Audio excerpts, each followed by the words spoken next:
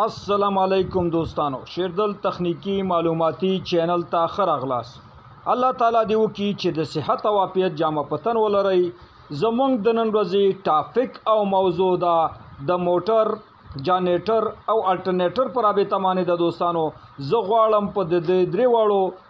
برقي وسایلو کې تاسو ته مختصر او عمومي معلومات درکم ترڅو تاسو د موټر جنریټر او الټرنیټر څخه خبر شئ او د دې د تعریفاتو څخه ځان خبر کړئ او د دا په کوم ځایونو کې استعماليږي او د دې څخه موږ کوم استفاده کولای شو نو د دې څخه ځان خبر کړئ اول راځو دوستانو موټر یو الکترونیکی یعنی برېښنایی آله ده چې د الکتریکل انرژي څخه میکانیکل انرژي جوړوي او بهر ته د کار او فعالیت لپاره سپلای کوي عموما دوستانو دې ته مونږه AC انرژي ورکو یا DC انرژي ورکو یا 3 پیز یا سنگل پیز انرژي ورکو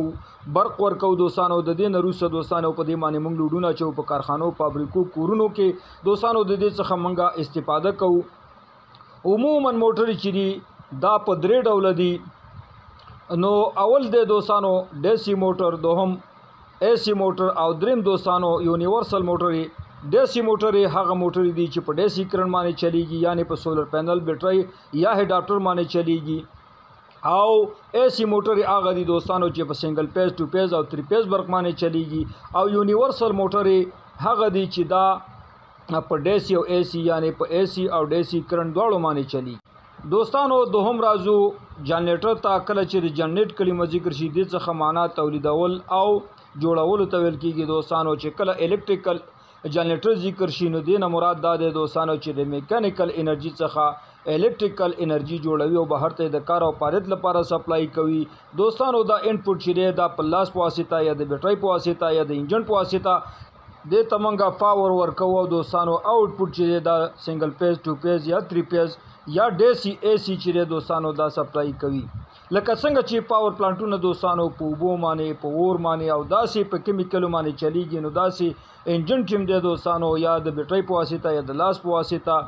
یا دوستانو د هډاپټر او بیټری چارج په واسطه باندې دا سٹارټیږي او دا غي نروسته دوستانو دا AC یا DC انرژي دا بهر ته سپلای کوي او د دې څخه موږ هر قسم برقي وسایل چې په کورونو کې ولرو دوستانو دا غي څخه استفاده کوو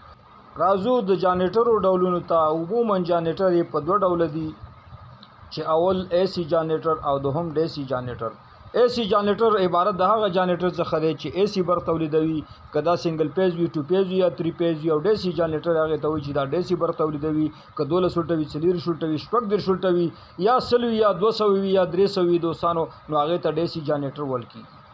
دریم راځو الټرنیټر ته الټرنیټر څخه مطلب او مراد دا دی دوستانو چې دا الټرنیټ فریکانسي والا برق ویل کیږي چې کم برق تولیدوي دا هم دوستانو د برق وسایل دي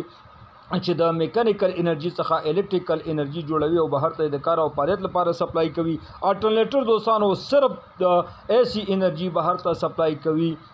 او د AC انرژي په واسطه باندې دوستانو موږ کولای شو خپل سنگل پیز 2 پیز او 3 پیز AC برقي وسایل پری وچلو د جنریټر او د الټرنیټر ترمنځ فرق دا دی دوستانو چې الټرنیټر چې د ایوازي AC انرژي تولیدوي بهر ته د کار او فعالیت لپاره سپلای کوي او جنریټر دوستانو AC او DC دواړه انرژي نه تولیدوي او بهر ته د کار او فعالیت لپاره سپلای کوي او د دې څخه دوستانو موږ کولای شو په خپل برقي DC وسایل وي یا AC وسایل وي هغه په وچلو دا غي څخه ګټه استفاده وکړو نو دوستانو دا